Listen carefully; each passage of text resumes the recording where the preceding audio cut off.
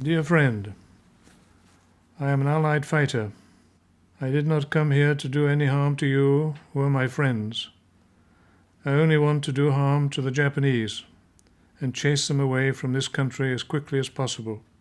If you will assist me, my government will sufficiently reward you when the Japanese are driven away.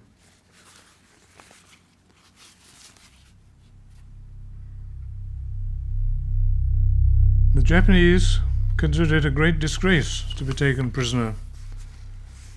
This is one reason why their treatment of POWs is so disgraceful by our standards. Once you are captured, the following may occur. A.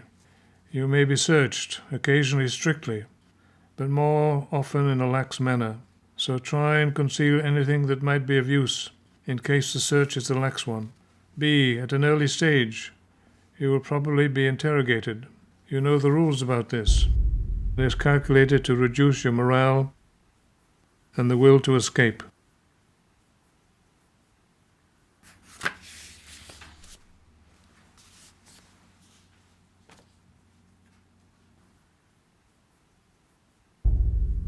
Well, basically, I left school and, of course, was threatened with conscription. And I didn't particularly want to go into the army after learning quite a lot about the First War.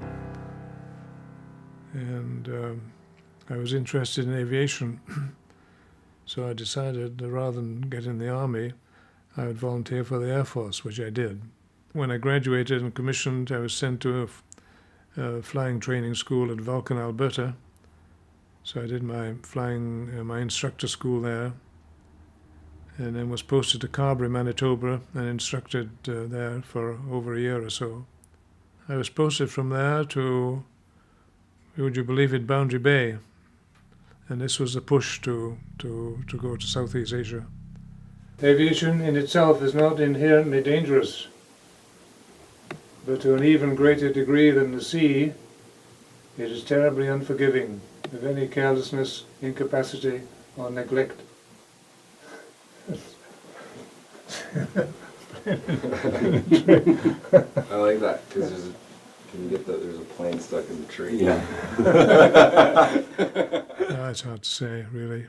You did what you were told to do. You know, that's number one. And if you didn't do it, they had a terrible category, a medical category during the war called LMF.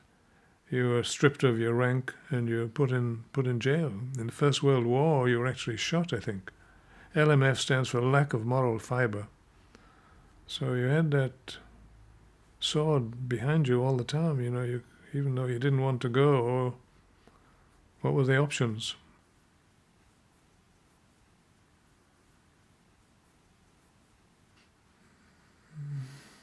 You became very close to your crew, of course, because you were all in the same boat. All one could think of was, when's the war going to be over? And you never knew from day to day whether you were going to be around the next day or not. So, and of course, some of my friends weren't. Is there anything that you would like us to know, or that you would like to communicate to our generation?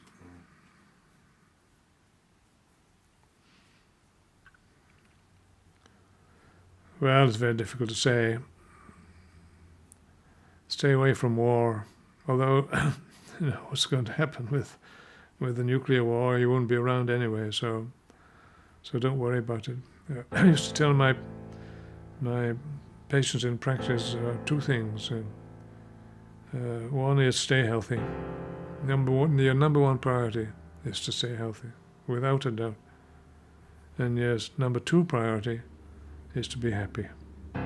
Life's too short to be miserable and grumpy. And on the walls of this memorial, I recorded the names of 24,000 soldiers and airmen of many races, united in service to the British Crown, who gave their lives in Malaya and neighbouring lands and seas, and in the air over Southern and Eastern Asia and the Pacific, but to whom the fortune of war denied the customary rights accorded to their comrades in death.